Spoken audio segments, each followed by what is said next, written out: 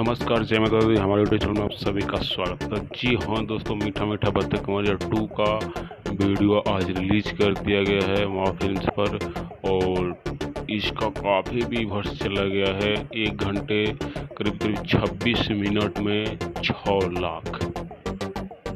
आप लोग समझ सकते हैं कि एक आधे घंटे में 1 मिलियन क्रॉस किया है पवन सिंह का गाना। ये रिकॉर्ड तोड़ दिया है। सभी को मीठा मीठा बत्तख कंवरिया 2 का इसका वीडियो कंप्लीट आज रिलीज कर दिया गया है माँ फिल्म्स यूट्यूब चैनल पर। और पवन सिंह इसमें बहुत काफ़ी अंदाजों को अच्छे ढंग से गाए हैं इस गाने को, और प्रकाश बारूद इस गाने को लिखे थे और काफ़ी दर्शकों को पसंद आया ये सॉन्ग मीठा मीठा बत्तख कंवरिया 2। जैसा ही इसका टीजर रिलीज किया गया था कल, वो भी मिलियन में क्रॉस कर गया और आज उसका वीडियो रिलीज किया गया तो 26 मिनट में करीब 1 मिलियन क्रॉस कर दिया। तो मिलते हैं अगली वीडियो में, तब तक के लिए नमस्कार।